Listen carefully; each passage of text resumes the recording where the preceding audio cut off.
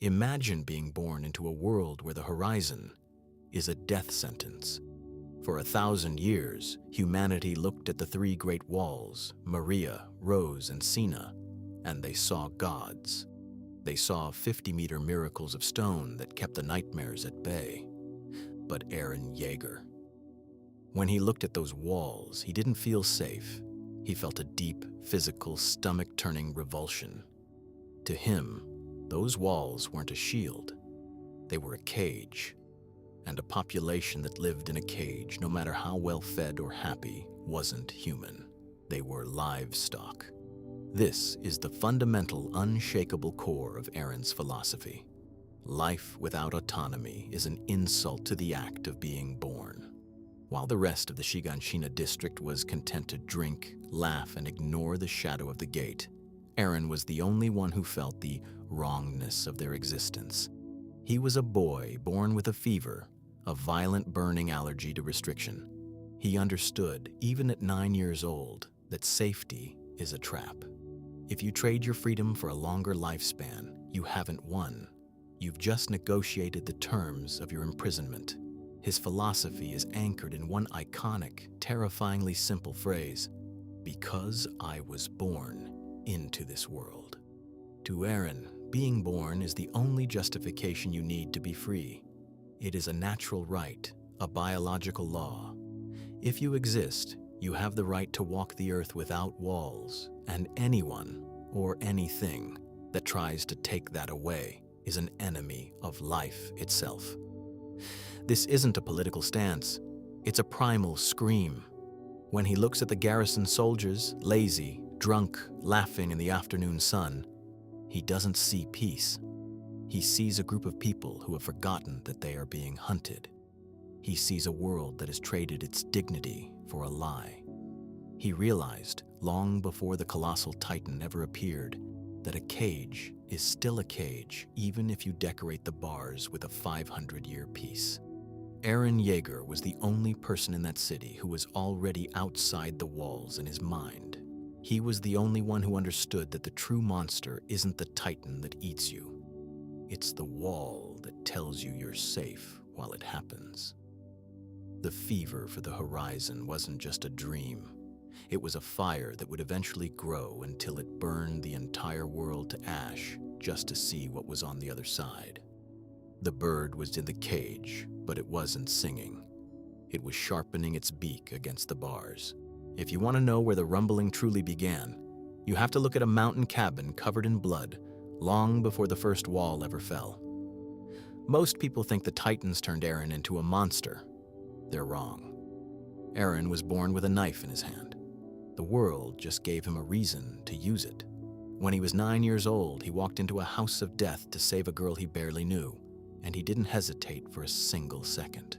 He didn't see human beings committing a crime. He saw beasts that had forfeited their right to exist by trying to steal someone else's freedom.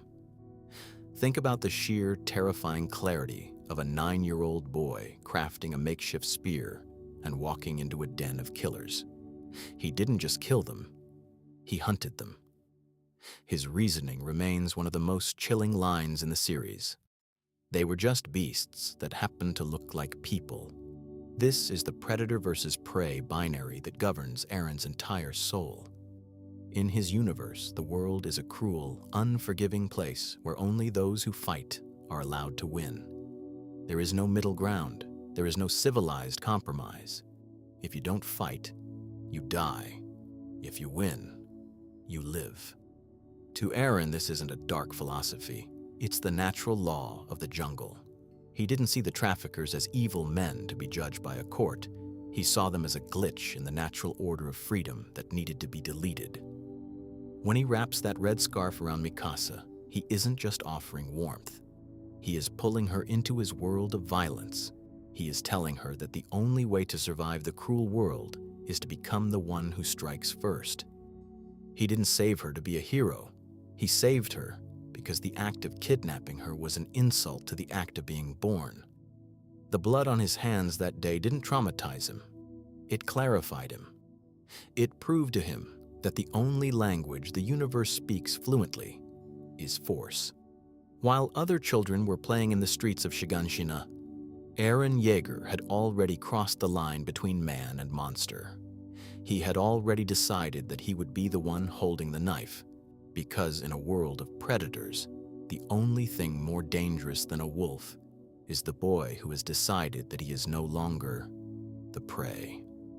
The winter was red, and for Eren, it was the first time the world finally made sense. The day the colossal titan appeared wasn't the day Eren Yeager's life changed. It was the day his philosophy was proven right. As that massive, skinless hand gripped the top of the wall, the 50 years of divine protection didn't just break, it evaporated. The illusion of safety was revealed to be a lie, and the livestock Eren had lived with were finally led to the slaughter. In that single moment of impact, the world stopped being a home and became a hunting ground. But look at Eren in the middle of that chaos. While everyone else was paralyzed by a terror they hadn't felt in a century, Eren was already moving. He wasn't running away from the nightmare. He was running toward it. He reaches his house only to find the most horrific manifestation of his predator theory. His mother is pinned under the wreckage. She is begging him to run. And then, the smiling Titan appears. Most people see this scene as the moment Eren's mind shattered. They're wrong. This is the moment his mind crystallized. The trauma didn't break him. It sharpened him into a singular obsidian point. As he is carried away by Hannes, forced to watch his mother being consumed, the grief doesn't turn into despair. It turns into a vow, a declaration of war against reality itself. I'll kill them all, every last one. I'll wipe them off the face of this earth. At the time, we thought we were watching a hero's origin story. We thought this was a vow of righteous vengeance. But looking back from the end of the story, we realize it was something much darker. It was the first step of a man who decided that if the world was going to be a cage, he would simply tear the world down until there was nothing left to stand in his way. He realizes that as long as those things exist, his right to be born into this world is being denied. Every bite a Titan takes is a theft of his autonomy. This is the transition from the boy who hates walls to the soldier who will become the wall. He leaves behind the charcoal seller's son and becomes the attack Titan. Long before he ever inherits the spine, he is moving forward, not because he knows where he's going, but because he refuses to ever be pushed back again. As the boat pulls away from the burning docks of Shiganshina, the caged bird is finally out. But it isn't a bird of peace. It's a bird of prey that has finally seen the true size of the sky and realized exactly how much it has to kill to own it. The boy who wanted to see the sea just realized that the path to the water is paved with the bodies of his enemies, and he's perfectly fine with that. Eren Yeager entered the 104th Training Corps with a fire that should have burned him alive. Most of the recruits were there for a steady paycheck for the safety of the interior, or because they had nowhere else to go. But Eren was there for one reason: to become a weapon. Yet this is where his philosophy hits its first real-world wall. He discovers that in the military, your will to be free means absolutely nothing if your body can't maintain the balance. Think about the broken vertical maneuvering gear incident. It's a small moment in the grand scale of the story, but philosophically it's a terrifying crossroads for Eren. For the first time, his destiny was out of his hands. He had the strongest will in the barracks, but a mechanical failure was making him look like a failure. It was the ultimate nightmare for a boy obsessed with autonomy, being held back by something he couldn't control. This segment of his life is defined by a desperate, almost pathetic struggle to be enough. He isn't a natural like Mikasa or a genius like Annie. He is a boy who has to grind his teeth until they crack, just to keep up. This is where Eren develops the philosophy of the grinder. He realizes that the world doesn't care about your right to be born, unless you have the power to enforce it. He pushes himself to the point of collapse, not out of a sense of duty, but out of a fear of being useless again. To Eren, being useless is the same as being a slave. But there's a deeper irony here. By joining the military, Eren is voluntarily entering another cage. He's wearing a uniform, following orders, and saluting a king he doesn't care about. He is trading his individual freedom for the collective strength of the Survey Corps. He believes he is moving closer to the horizon, but in reality, he is just learning how to be a better disciplined piece on a chessboard he doesn't yet understand. He looks at the elite Survey Corps as they ride out of the gates, men and women who represent the wings of freedom, and he sees them as gods. He doesn't see the mounting piles of corpses they leave behind. He thinks that if he can just get outside those walls, everything will make sense. He hasn't realized yet that the uniform he's so proud to wear is just another set of bars. He's no longer livestock, he's a hunting dog. But a hunting dog is still on a leash, and the moment Eren realizes that his leash is being held by people just as corrupt as the walls themselves, the fire inside him will stop being a heat source and start being a wildfire. We all remember the feeling of the Trost arc. It was supposed to be the moment. The 104th had graduated, the training was over, and Eren Yeager was finally going to show the world the power of his resolve. We expected a victory. We expected a hero's rise. Instead, what we got was a massacre. In less than 5 minutes, the wings of freedom were clipped. Eren's friends were being swallowed whole, his squad was wiped out, and then, in a moment that redefined the stakes of the entire series, Eren himself is maimed and eaten. This is the death of the military myth. It is the moment where the philosophy of the will meets the cold, hard reality of the meat grinder. Think about the sheer psychological horror of that moment. Eren is lying in the stomach of a titan, surrounded by the dissolving corpses of the people he just graduated with. He is staring up at the light through the titan's throat, and for the first time, his anger isn't directed at the walls. It's directed at himself. He realizes that all the training, all the saluting, and all the dedicating your heart was just a beautiful lie to cover up the fact that humans are small, fragile, and easily consumed. But it's inside that stomach, surrounded by the dead, that Eren's philosophy undergoes its most radical transformation. He reaches out a hand, and he doesn't scream for help. He screams for power. This is where the hero dies and the Titan is born. When Eren transforms for the first time, it's not an act of justice. It's an act of pure, unfiltered ego. It is the universe screaming back at the void. He realizes that if being human means being eaten in the dark, then he will stop being human. He will become the nightmare. The Attack Titan is the physical manifestation of Eren's refusal to die. It is a body made of pure, regenerating rage. But notice how he fights in those early moments. He isn't a strategist. He's a brawler. He's a wild animal. He is punching titans until his own arms shatter, only to grow them back and strike again. This is the first time Eren feels free, but it's a terrifying kind of freedom. It's the freedom of a catastrophe. He finally has the power he craved, but it comes with a price he didn't expect.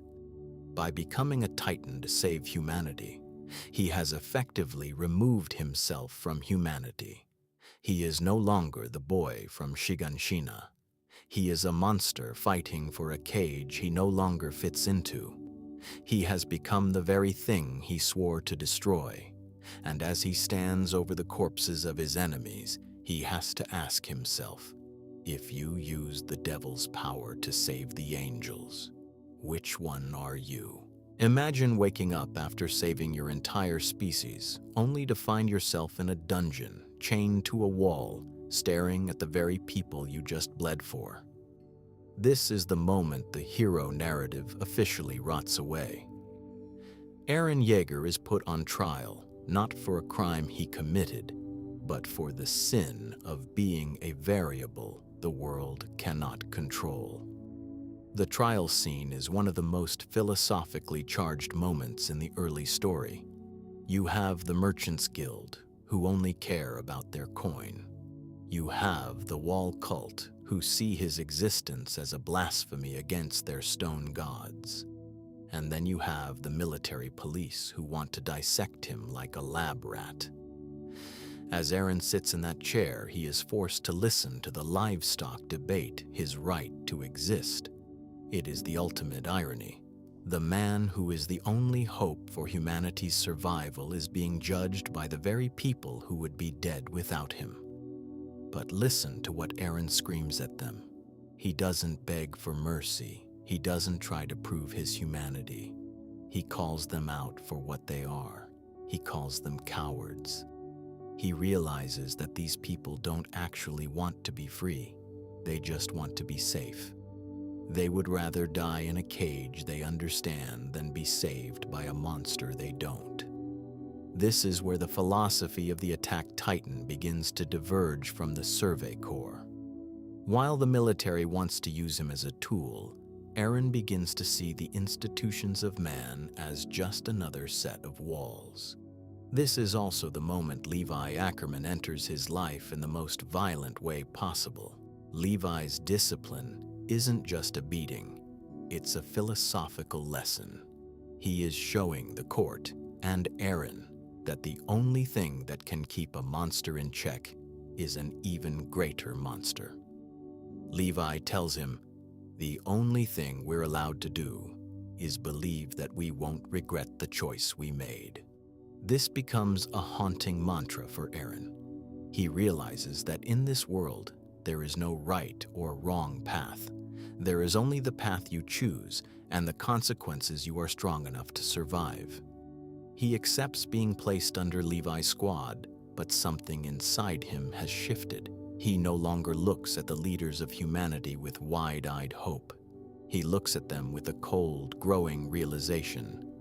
If he wants to be free, he cannot rely on the systems of men. He has to become a system unto himself. He is a monster in a cage of laws, and he's starting to realize that the only way to truly save humanity is to stop asking for their permission to do it. Imagine waking up after saving your entire species, only to find yourself in a dungeon, chained to a wall, staring at the very people you just bled for. This is the moment the hero narrative officially rots away. Eren Yeager is put on trial, not for a crime he committed, but for the sin of being a variable the world cannot control. The trial scene is one of the most philosophically charged moments in the early story. You have the Merchants Guild, who only care about their coin. You have the Wall Cult, who see his existence as a blasphemy against their stone gods. And then you have the military police, who want to dissect him like a lab rat. As Eren sits in that chair, he is forced to listen to the livestock debate his right to exist. It is the ultimate irony. The man who is the only hope for humanity's survival is being judged by the very people who would be dead without him. But listen to what Eren screams at them. He doesn't beg for mercy. He doesn't try to prove his humanity. He calls them out for what they are. He calls them cowards. He realizes that these people don't actually want to be free. They just want to be safe. They would rather die in a cage they understand than be saved by a monster they don't. This is where the philosophy of the attack titan begins to diverge from the Survey Corps. While the military wants to use him as a tool, Eren begins to see the institutions of man as just another set of walls. This is also the moment Levi Ackerman enters his life in the most violent way possible. Levi's discipline isn't just a beating, it's a philosophical lesson. He is showing the court and Eren that the only thing that can keep a monster in check is an even greater monster. Levi tells him, "The only thing we're allowed to do is believe that we won't regret the choice we made." This becomes a haunting mantra for Eren. He realizes that in this world there is no right or wrong path. There is only the path you choose and the consequences you are strong enough to survive. He accepts being placed under Levi's squad, but something inside him has shifted. He no longer looks at the leaders of humanity with wide-eyed hope. He looks at them with a cold, growing realization. If he wants to be free, he cannot rely on the systems of men. He has to become a system unto himself. He is a monster in a cage of laws, and he's starting to realize that the only way to truly save humanity is to stop asking for their permission to do it. The forest of giant trees is where Eren's heart was truly broken for the first time. It wasn't a titan that broke it. It was a choice. As the female titan barreled toward them, crushing Survey Corps soldiers like insects, Eren faced the ultimate dilemma of the soldier. Do you trust yourself, or do you trust your comrades? For years, the military had beaten the idea of teamwork into him. They told him that no one survives alone, that he had to rely on the elite squad surrounding him. Levi told him to choose, and Eren, desperate to be a good soldier, desperate to believe in the bond of his friends, chose to hold back. He chose to suppress his own monster and trust the experts. He watched their backs as they told him, "Trust us." And then he watched them die. One by one, the Special Operations Squad, the best humanity had to offer, was slaughtered in seconds. This is the moment the philosophy of trust turned into a pile of corpses. Eren realized with a soul-crushing clarity that his trust was actually just a form of cowardice. He had used his faith in others as an excuse to avoid the responsibility of his own power. Because he hesitated, because he tried to play by the rules of the group, his friends were gone. This realization is a turning point in his descent. He learns a brutal lesson. In a world of monsters, the only person you can truly trust to move forward is yourself. He realizes that comradeship is often just a pretty word for shared failure. When he finally transforms, screaming in a mixture of grief and pure, unadulterated rage, he isn't fighting for the Survey Corps anymore. He is fighting because he realizes that if he doesn't take the world into his own hands, everyone he loves will continue to be a sacrifice for a plan that doesn't work. Levi's words come back to haunt him. No one knows the outcome. But Eren takes a different meaning from it now.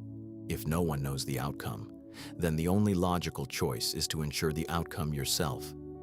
This is the seed of the future Eren, the one who will eventually act entirely alone, without the permission of his friends or his commanders. The forest of giant trees didn't just kill Levi's squad, it killed Eren's ability to follow.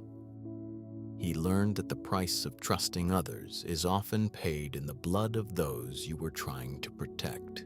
From this moment on, the wings of freedom start to look less like an ideal and more like a burden. Up until this point, Eren Yeager's world was simple. It was black and white. Humans were the victims, titans were the monsters. But on top of Walrose, in the middle of a mundane afternoon, that binary world shattered forever. When Reiner Braun casually pulled him aside and whispered the truth, that he was the armored titan and Bertolt was the colossal, it wasn't just a betrayal of a mission, it was a betrayal of Eren's entire understanding of existence. Think about the sheer, dizzying vertigo of that moment. The two men Eren looked up to most, the big brothers of the 104th, the men who taught him how to be a soldier, were the very demons who had kicked down his front door and watched his mother be eaten. The monsters weren't out there beyond the horizon. They were sitting next to him at the campfire. They were eating the same bread. They were sweating in the same sun. This is the moment Eren's philosophy of the enemy begins to rot. He realizes that the beasts he swore to wipe off the face of the earth have faces. They have names. They have tears. But look at his reaction. He doesn't want to understand them yet. He can't. To understand them would be to forgive the unforgivable. Instead, he retreats into a state of pure, hysterical denial that quickly hardens into the most intense hatred he has ever felt. When he screams, "You damn traitors!" and the lightning strikes, it's the sound of a boy finally losing his grip on humanity. He realizes that the wall isn't just made of stone, it's made of lies. He has been fighting a war where the front lines were inside his own heart. This betrayal forces Eren to adopt a new, darker layer to his move forward philosophy. He realizes that evil isn't a supernatural force. It's a choice made by people you love. And if people you love can be the enemy, then no one is safe. The world isn't just cruel because of titans. The world is cruel because of the capacity for human deception. As he grapples with Reiner in their titan forms, he isn't just trying to kill a monster. He's trying to kill the part of himself that still cares about them. He is learning that to achieve true freedom, he might have to cut out his own heart and throw it away. Because in a world where your brothers are actually your executioners, love is just a weakness that keeps you from swinging the sword. There is a specific kind of despair that only happens when history repeats itself. On a field littered with the bodies of the Survey Corps, Eren Yeager found himself staring into the eyes of the very thing that started his nightmare, the smiling Titan. This was the moment where all of his growth, all of his training, and all of his Titan power should have mattered. But instead, he was paralyzed. His hands were regenerating, his strength was gone, and he was forced to watch Hannes, the man who was the last living link to his childhood, be torn apart and consumed by the same monster that ate his mother. Think about the psychological weight of that repetition. It was a message from the universe, telling Eren that no matter how hard he fought, he was still just that helpless boy in the tall grass. He begins to laugh, a broken, hysterical sound that signals a total mental collapse. He screams at the sky, asking what has changed. He realizes that for all his talk of moving forward, he is still just a spectator to his own tragedy. But then Mikasa speaks to him. She thanks him for the scarf. She offers him a moment of humanity in the middle of hell. And in that moment, something in Eren's soul snaps back into place. He doesn't accept the end. He stands up despite his mangled hands, and he punches the air. He strikes the Titan with nothing but raw human defiance, and the world screams back. This is the first time we see the coordinate, the founding Titan's power. Without knowing how or why, Eren commands the entire Titan horde to tear his enemy to pieces. It is an act of godlike authority triggered by a moment of human desperation. But for Eren's philosophy, this is a dangerous gift. He realizes that there is a path connecting him to everything. He realizes that he isn't just a soldier, he is a key. But more importantly, He realizes the terrifying scale of the responsibility he's been handed. He didn't earn this power through merit. He inherited it through a legacy of blood he doesn't understand yet. As he carries Mikasa away from the battlefield, the weight on his shoulders isn't just the girl or the mission. It's the realization that he is the center of a cosmic storm. He is no longer just Eren. He is a vessel for a power that can reshape the world. And for a boy who is obsessed with being the master of his own fate, the discovery that he is part of a 2,000-year-old plan is the most restrictive cage he has ever encountered. He has the power of a king, but he feels more like a slave to destiny than ever before. There is no cage more claustrophobic than the one built out of your own bloodline. In the glowing crystalline depths of the Rice Chapel, Eren Yeager found himself chained once again. But this time, the chains weren't the point. The point was the memory. As Historia and Rod Rice placed their hands on him, the fog of his amnesia cleared, and Eren finally saw the truth of how he obtained his power. He didn't inherit the Titan through a heroic sacrifice. He inherited it through a massacre.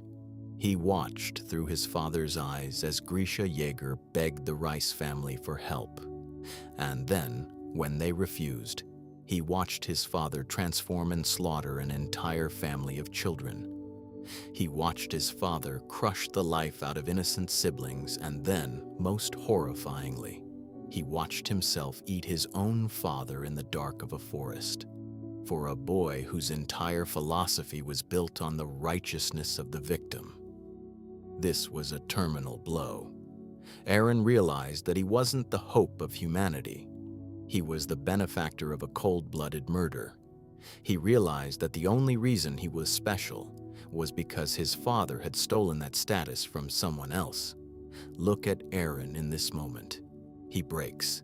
He doesn't just cry. He begs Historia to kill him. He says, "I was never needed. All those people died because of me." This is the absolute nadir of his soul. The boy who was obsessed with his right to be born suddenly believes his birth was a mistake.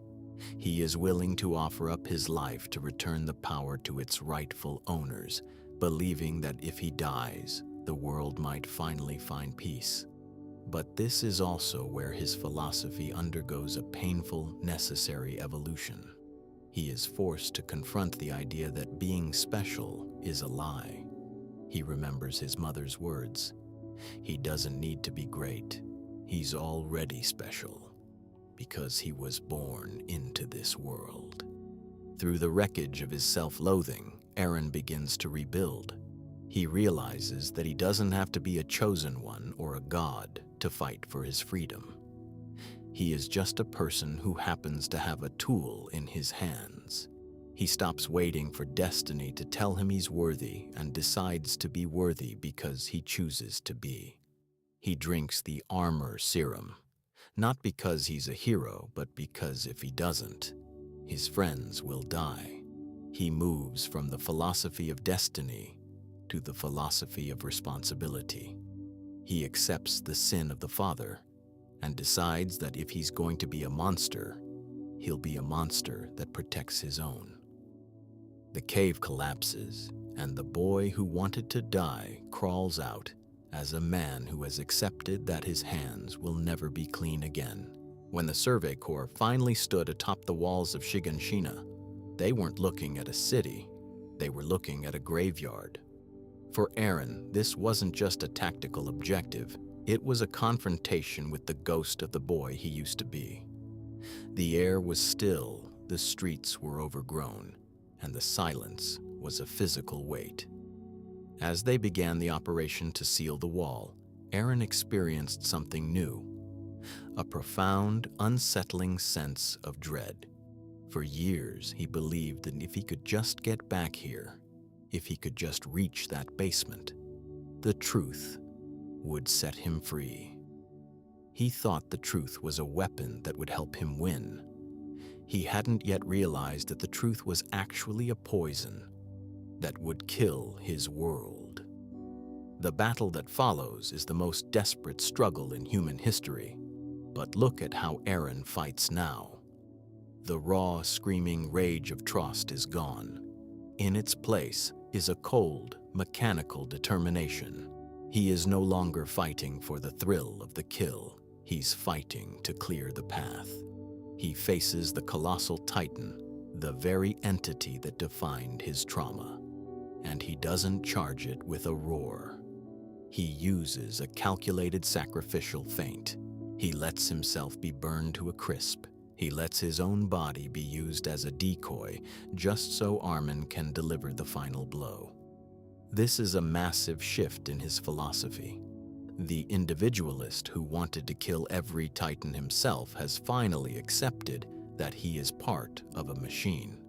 He is willing to die for the plan. But the victory is hollow. The cost of reclaiming Shiganshina is a mountain of corpses, including almost the entire Survey Corps. As Eren stands in the ruins of his old house looking at the door to the basement, he isn't the jubilant hero. He is exhausted. He is a man about to open a box that he knows, deep down, will destroy the simplicity of his life. He realizes that moving forward has brought him to a door that leads to a world he isn't ready for. The key he has carried around his neck for 5 years, the symbol of his father's secret, is finally going into the lock. But as the tumblers turn, Eren isn't opening a door to freedom. He's opening a door to a reality where freedom doesn't exist. He's about to find out that the walls weren't built to keep the monsters out. They were built to keep the devils in. And for the first time in his life, Eren Yeager is afraid of the horizon. When Eren, Mikasa, and Levi finally stepped into that basement, they expected to find a weapon. They expected a map to a hidden city or a secret to killing every titan on Earth. Instead, they found a small rectangular piece of paper, a photograph. For the people of the walls, this was an impossibility. It was an image so detailed it couldn't have been drawn by a human hand. And on the back, Grisha's handwriting delivered the killing blow to their world. This is not a drawing. This is an image of the world outside the walls. Humanity has not perished. In that single moment, Eren's entire philosophy of the enemy was executed.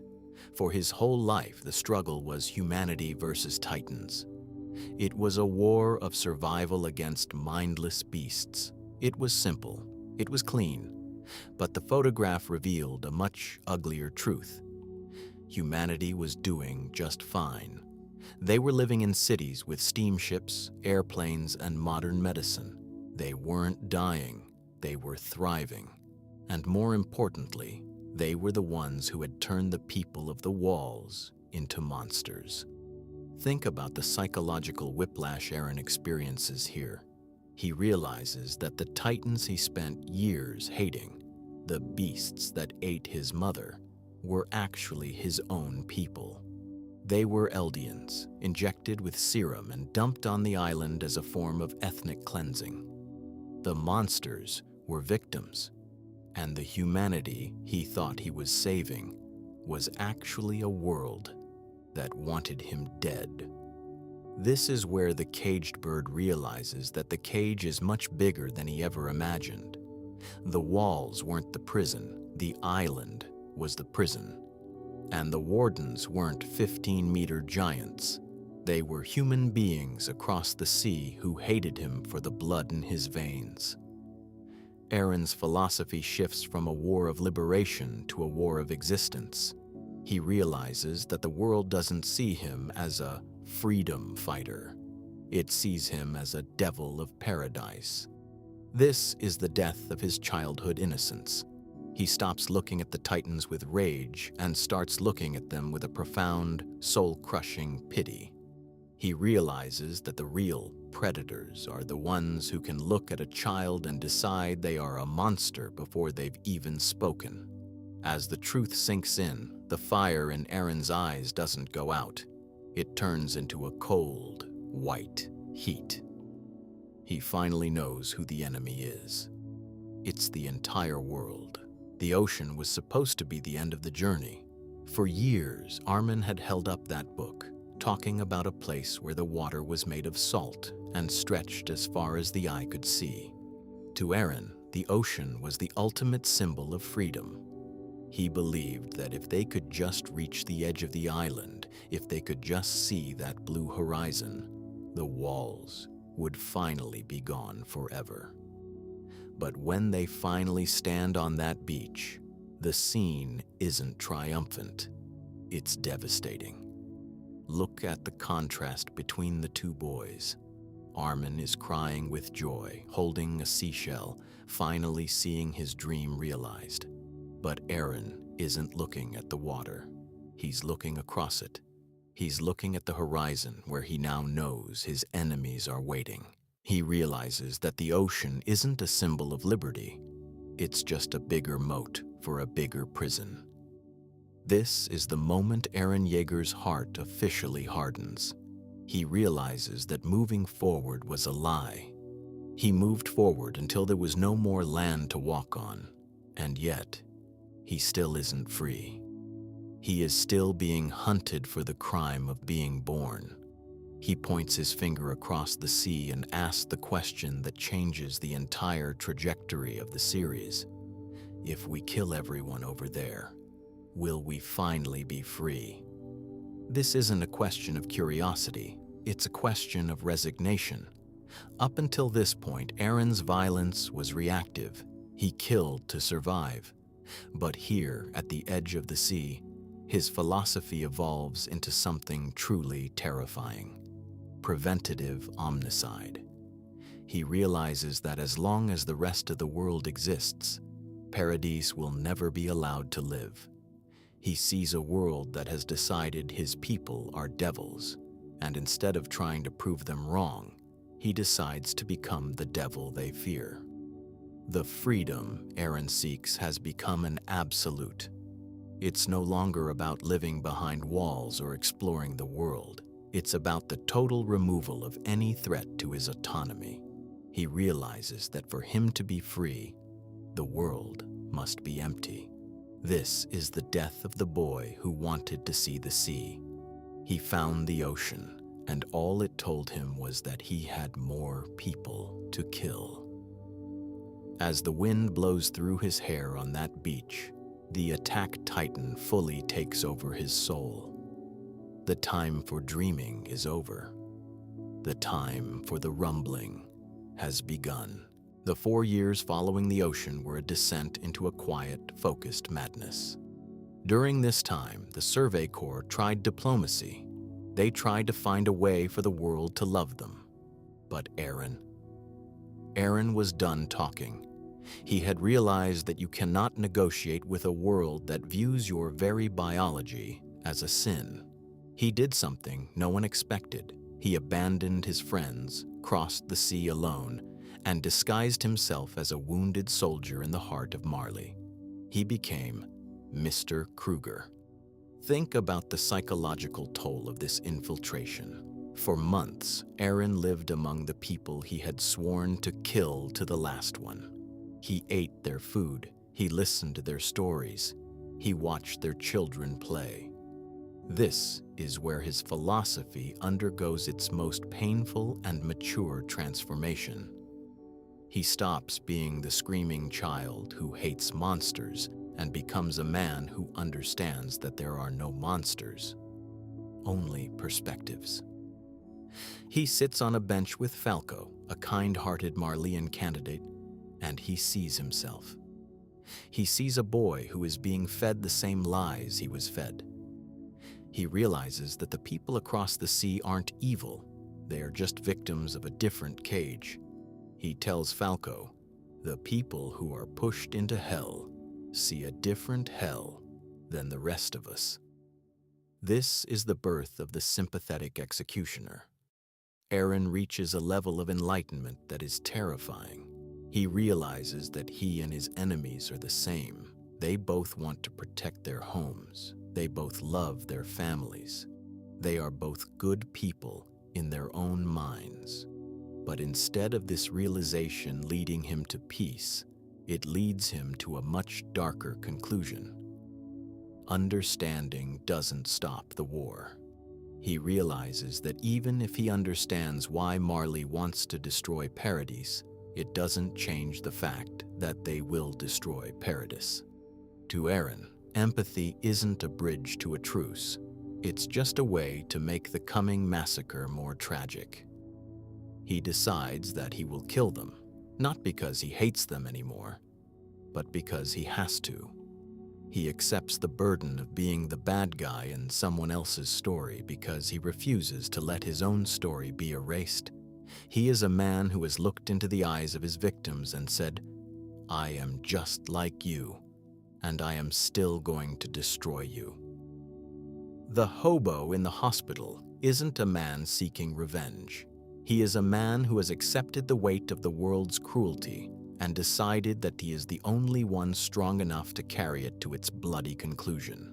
Beneath a crowded stage where the world is cheering for the destruction of his island, Eren Yeager sits in a dark room with the man who broke his life, Reiner Braun. But look at the atmosphere. There is no screaming. There is no frantic transformation. There is only a terrifying, heavy stillness. Eren isn't there to gloat. He isn't even there for revenge. He looks at a broken, suicidal Reiner and tells him the 4 words that redefine the entire series. "I'm the same as you." This is the peak of Eren's philosophical evolution. He has discarded the black and white morality of his youth. He admits that he understands why Reiner did what he did. He understands that Reiner was just a child, brainwashed by a system, trying to save the world in his own way. By saying, "I am the same," Eren is acknowledging that there are no devils and no heroes. There are only people pushed by circumstances into impossible choices. But then, the hammer falls. Eren realizes that empathy does not change destiny. While Willy Tybur is upstairs declaring a global war against Paradis, Eren looks Reiner in the eye with a gaze that is both pitying and lethal. He says, "I'll keep moving forward until my enemies are destroyed." This is the philosophy of inevitable violence. Eren has reached a point where he realizes that even if both sides are the same, only one side can survive. He chooses his side not because it's right, but because it's his. He takes the hand of the man he once called a damn traitor and uses it to stand up, transforming in the heart of a civilian zone. The explosion that follows isn't just a tactical strike, it's a declaration that the Eren who cared about being a good person is dead. He emerges from the wreckage of the building, a titan rising like a god of judgment in the middle of a festival. He crushes the world's leaders. He eats Willy Tybur in front of his family. He turns a night of celebration into a nightmare of blood and fire. In this moment, Eren Yeager officially becomes the antagonist. He is no longer the victim of the story. He is the catastrophe. He has accepted that to save his home, he must become the very thing the world feared he was. He is the devil of Paradis, and he's not doing it because he's evil. He's doing it because the world gave him no other choice. He has embraced the darkness so completely that he can finally see clearly.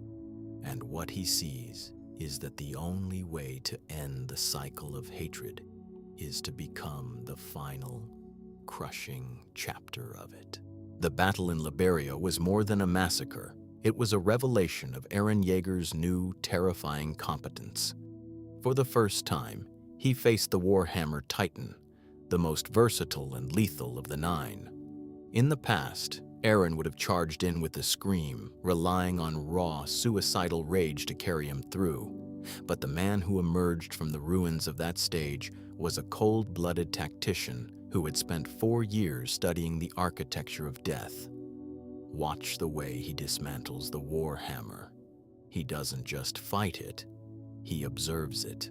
He realizes almost instantly that the Titan isn't being piloted from the nape, but from a cable hidden in the ground. While the world's navies and armies are panicking around him, Eren is operating with the surgical precision of a man who has already seen how the fight ends. He is calm, he is relentless, he is efficient. But the most chilling moment of his philosophy comes when he realizes he can't break the Warhammer's crystal shell with his own teeth. Most people would have been stuck. Instead, Eren uses another human being as a tool. He catches the Jaw Titan, tears its limbs off, and uses its own diamond-hard mandibles as a nutcracker. He forces Porco to crush the life out of his own comrade, holding the crystal in the Jaw Titan's mouth while the blood of the Warhammer's pilot sprays across his face. This isn't the Eren who cried when his comrades died. This is a man who has completely dehumanized the enemy for the sake of the mission. He doesn't see a person inside that crystal. He sees a power-up. He sees a resource that his island needs to survive. The sheer mechanical cruelty of using one shifter to kill another is the ultimate proof that Eren has transcended human morality. He is no longer bound by the rules of fair play or honor. As he stands there dripping with the blood of the Tiber family, looking down at the horrified soldiers of Marley, he is sending a message to the entire planet. The time for mercy is over. He has learned that the world only respects power, so he will become the absolute expression of it. He swallows the Warhammer's blood, absorbing its memories and its might, and in that moment, he becomes something more than a Titan. He becomes an apex predator that the world can no longer contain. He didn't just win a battle, he proved that the Devil of Paradise is smarter, faster, and more ruthless than the civilization that tried to cage him. The sky is dark, the city is burning, and Eren Yeager is just getting started. Eren Yeager returned to Paradise not with the cheers of a conquering hero, but in the silence of a prisoner. As the airship touched down on the soil he had bled to protect, he was met with cold steel and handcuffs. The military he once served now feared him more than they feared the Titans, and they were right to be afraid. Look at Eren in that jail cell. He isn't pacing, he isn't shouting. He is staring into a mirror, repeating the same 2 words like a dark incantation. Tatakai, Tatakai. Fight, fight. When Hang asks him who he's talking to, the tension in the room is suffocating. Eren has reached a state of transcendent isolation. He has realized that the government of Paradise, the very people he just saved in Liberio, are just another wall. They are slow, they are indecisive, and they are willing to sacrifice Historia and her children to maintain a status quo that will eventually lead to their extinction. This is the moment Eren's philosophy of absolute autonomy turns inward. He decides that if his own government won't do what is necessary to ensure the island's survival, he will dismantle the government himself. He is no longer a soldier, he is a revolutionary. He realizes that the order provided by the military is just a different kind of cage. By escaping his cell with a casual display of his new Warhammer powers, he sends a message. No cage built by man can hold a god who has decided to be free. But the true horror isn't his escape, it's the way he looks at his friends. For the first time, there is a wall between Eren, Mikasa, and Armin that isn't made of stone. It's made of blood. He has begun to treat the people he loves as obstacles to the great plan. He sees their hesitation as a weakness that will get them killed. This is the tragic irony of the late-stage Eren Yeager. He is destroying his relationships to save the people in them. He has decided that his vision of the future is the only one that matters, and if his friends won't walk the path with him, he will drag them down it in chains. He stands at the head of the Jaegerists, a cult of personality built on his own legend, and he doesn't see them as comrades. He sees them as a hammer. He is ready to swing that hammer at anyone who stands in his way, even if that means shattering the very heart of the Survey Corps. The mirror has cracked, and the reflection looking back at him isn't a boy anymore. It's the silhouette of a man who has decided that peace is a lie, and the only truth left is the fight. There is no wound deeper than the one dealt by a brother. In a quiet room around a simple wooden table, Eren Yeager sat down with Mikasa and Armin. For the audience, this was the reunion we had waited for. But for Eren, this was a tactical strike against the only thing that could still pull him back from the edge: his own humanity. Look at his eyes. They are dead.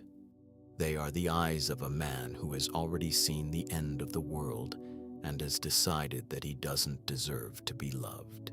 He begins to systematically dismantle the identities of his best friends. He tells Armin that his heart has been compromised by the memories of Bertolt, that his kindness is just the residue of a dead enemy's ghost.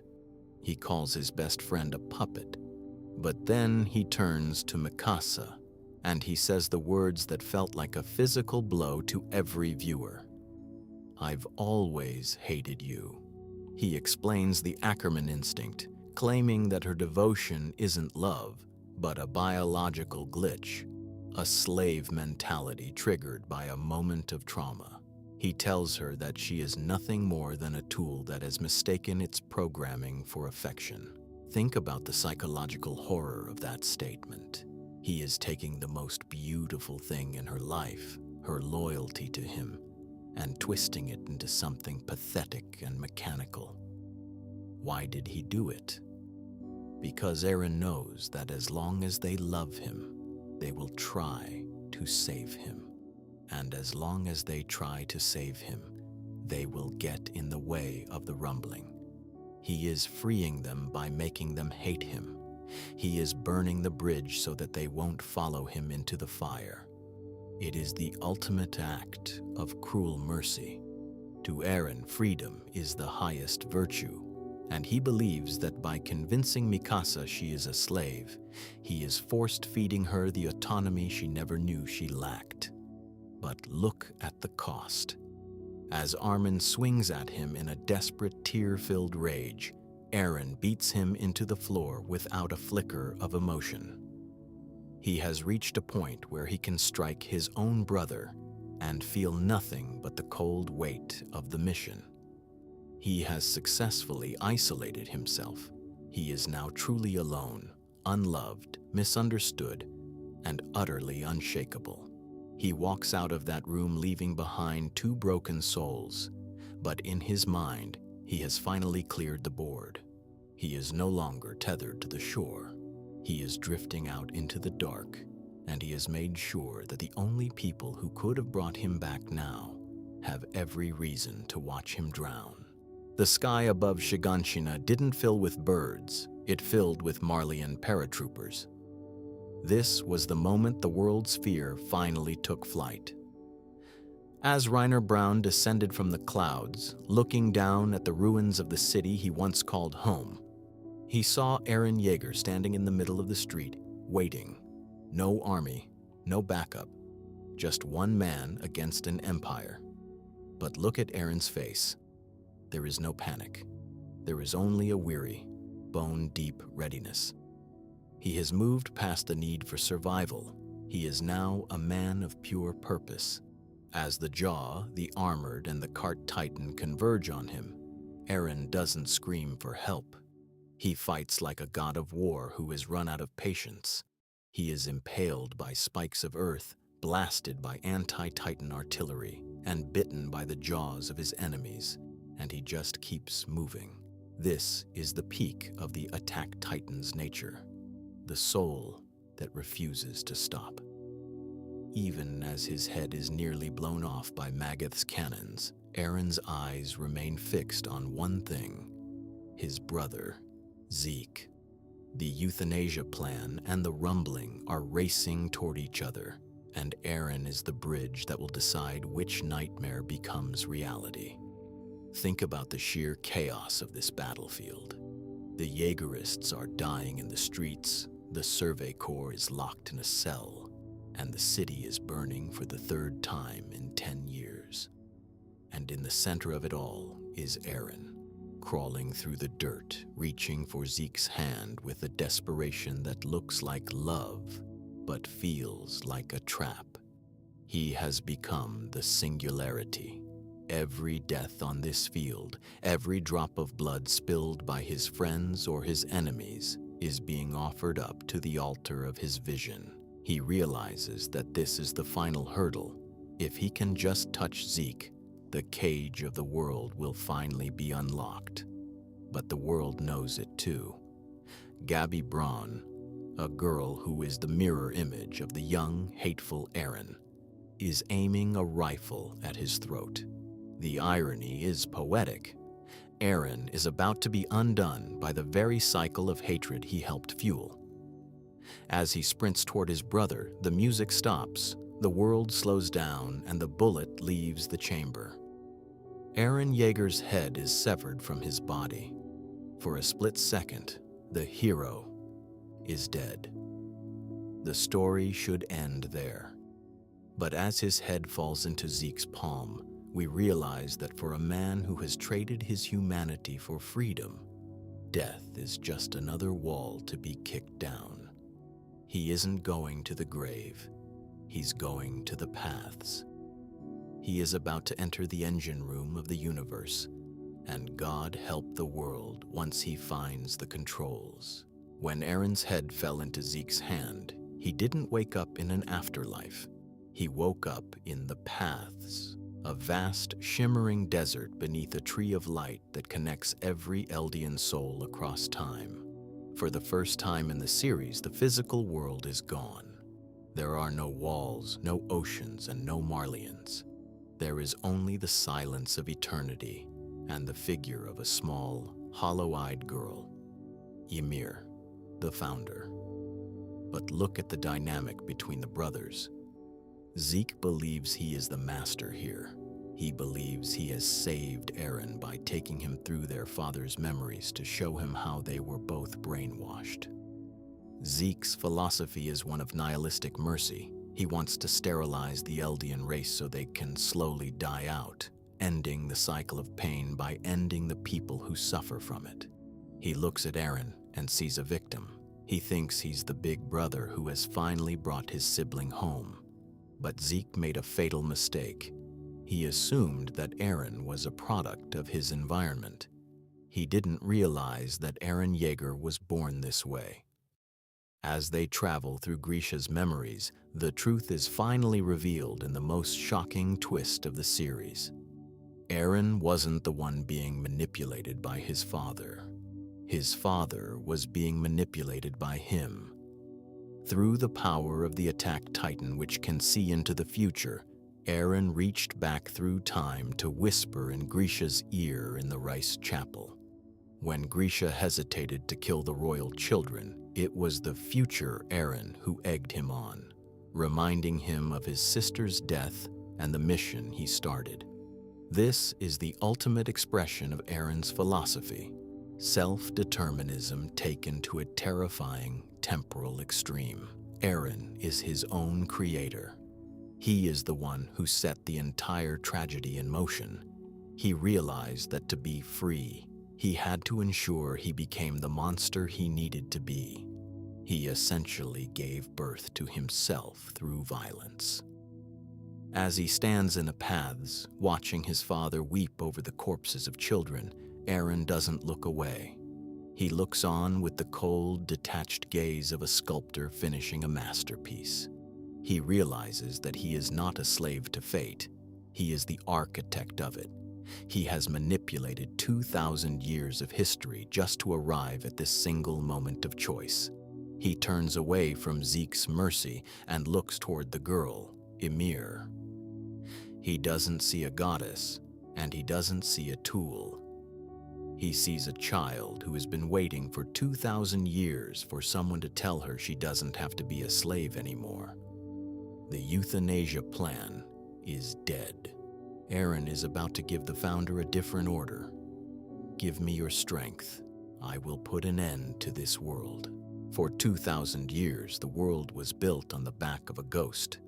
Ymir Fritz, the founder, was never a goddess. She was a traumatized girl who died for a king who hated her and spent an eternity in the sand because she believed she had no choice. She was the ultimate slave, bound by a love that was actually just a chain of royal blood. Zeke tried to command her like a god would, but Eren did something far more dangerous. He hugged her. He looked into her empty eyes and didn't see a source of power. He saw a human being. He told her, "You aren't a god. You aren't a tool. You're just a person. You don't have to serve anyone. You can be the one to choose." This is the peak of Eren's philosophy of universal freedom. He believes that even a soul trapped in a timeless void deserves autonomy, but he offers her a choice that is laced with poison. He tells her that if she gives him her power, they can end it all. He offers her the chance to vent 2,000 years of repressed agony upon the world that used her. In that moment, Ymir's eyes, which had been shadowed for the entire series, finally appear. She weeps, and in her tears, the power of the founding Titan is unleashed not for a king, but for a boy who promised her destruction. Back in the physical world, the impossible happens. The walls of Paradise don't just fall, they crumble. Every inch of the three great circles, Sina, Rose, and Maria, shatters, revealing the millions of colossal titans that have been sleeping in the dark for a century. The rumbling has begun. But look at Eren's new form. He is no longer a bipedal soldier. He is a skeletal nightmare, 1,000 feet tall, a rib cage that stretches across the horizon. He has become a cage of bones for a world he no longer wishes to be a part of. Through the paths, he speaks to every single Eldian on Earth. His voice isn't a scream, it's a calm, terrifyingly clear broadcast. He announces his intent. He will not stop until every life beyond the shores of Paradise is trampled into the dust. This is the final death of Eren the hero. He has officially chosen his tribe over the human race. He has decided that the only way to ensure the safety of his friends is to commit the greatest crime in history. As the millions of giants begin their slow, rhythmic march across the sea, the sound isn't just footsteps. It's the heartbeat of a planet that is about to be silenced. Eren is no longer moving forward toward freedom. He has become the wall that moves forward to crush everything else. For years, the fans of this story cheered for the rumbling as a cool power-up, a hypothetical nuke that would save the island. But when the march finally begins, Mappa and Isayama strip away the glory and replace it with the most harrowing imagery in the history of the medium. We see the rumbling not as a victory, but as a natural disaster with a human face. Think about the geography of this horror. The colossal titans are so massive that they don't even have to attack. They just walk. They are a wall of heat and steam moving at the speed of a galloping horse. We see families in Marley, people who have nothing to do with the military, looking up at a horizon that is literally on fire. We see the perspective of Ramsey, the little thief boy Eren cried over in the flashback. We see him crushed by a footprint the size of a city block. This is the reality of Eren's freedom. It is the freedom of the steamroller over the ant. Eren's philosophy has now reached its most paradoxical state. He is a man who loves humanity, yet he is systematically erasing it. Through the paths, we see glimpses of his mind, and it is a fractured mess. He is experiencing the past, present, and future all at once. He is seeing the people he is killing at the exact same moment he is seeing his own birth. He is a god who has lost his mind to the sheer scale of his own sin. He told his friends that he was doing this for them, but as the steam rises from the crushed remains of civilizations, we have to ask, is any home worth this?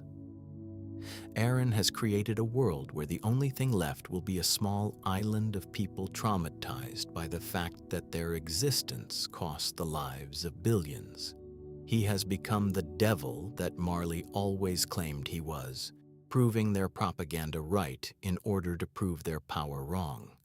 This is the nihilism of the savior. He is saving the caged birds by burning down the entire forest. As the Titans reach the cliffs of the farthest continents, forcing thousands of people to jump into the sea to escape the heat, Eren Yeager is no longer a man. He is a force of nature, a nightmare that humanity will never be able to wake up from. As the world burns, a small group of survivors gathers around a campfire. It is perhaps the most surreal image in the entire series. The people who spent 3 seasons trying to kill each other, Jean, Connie, and Mikasa, sitting across from Reiner, Annie, and Peak. They are the Alliance, a desperate coalition of enemies who have realized that their mutual hatred is a luxury they can no longer afford. But look at the psychological friction in this camp. They aren't united by friendship. They are united by a shared crushing guilt. Jean looks at Reiner, the man who caused the death of Marco, and for the first time, he doesn't see a monster to be slain. He sees a broken man who is just as tired of the cycle as he is. This is the philosophy of the campfire. It's the realization that when the world is ending, the only thing that matters is our shared humanity. They realize that Eren is doing this for them, which makes their position even more agonizing. They are the beneficiaries of a genocide they never asked for. The core of this segment is the hero's dilemma. If they stop Eren, they are likely sentencing their own island to destruction in the future. If they let him continue, they are complicit in the murder of billions. Armin, the eternal optimist, is forced to face the fact that talking has failed. He has to accept that the only way to save the world is to kill his best friend. And then there is Mikasa. For her, this isn't a political choice, it's a spiritual execution. She is still wearing the scarf he gave her. She is still carrying the memory of the boy who saved her in that cabin. To kill Eren is to kill the person who gave her life meaning. But she realizes that the Eren she loved is being consumed by the attack titan he has become. The Alliance represents the final evolution of the story's moral compass. They decide that even if the world hates them, even if saving the world means their own eventual doom, they cannot allow the devil to finish his work. They choose the greater good over their own safety. It is a suicide mission built on the hope that humanity is worth more than a single tribe's survival. As they board the flying boat and take to the sky, they aren't flying toward a victory. They are flying toward a tragedy.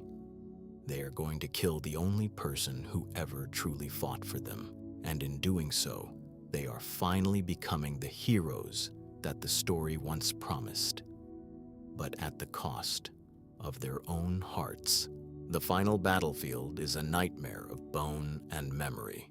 The founding titan has become a skeletal continent floating through a sea of steam, and on its back, the Alliance faces an impossible army. This isn't just a fight against Eren. It's a fight against the history of the Titans itself. Ymir summons the shifters of the past. hundreds of white, hollowed-out husks of the 9 titans from every era. It is a visual representation of the 2,000-year cycle of violence that Eren is trying to end by becoming its final, most horrific chapter. But look at the desperation of the Alliance.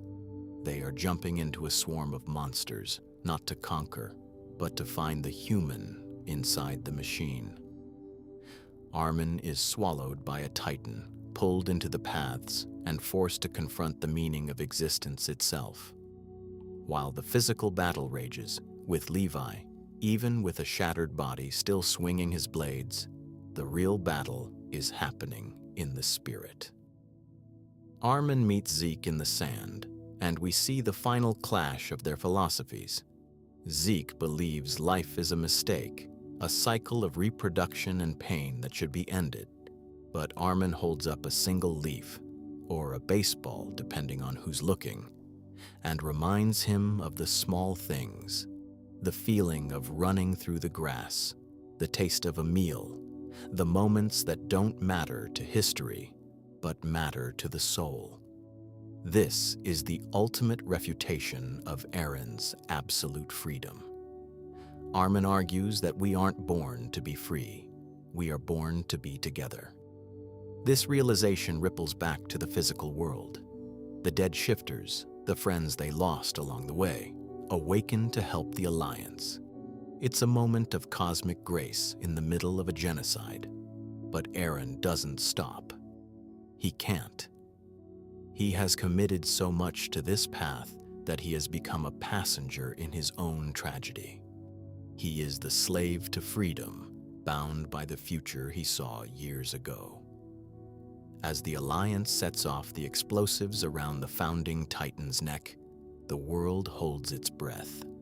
They aren't just blowing up a monster, they are trying to decapitate a god. And as the smoke clears, we realize that even after the skeleton is shattered, the boy from Shiganshina is still there, waiting in the wreckage, ready for the final, most intimate confrontation of all. As the final battle reaches its peak, the world fades away for Mikasa. Suddenly, she isn't on the back of a flying fortress. She is standing outside a quiet mountain cabin.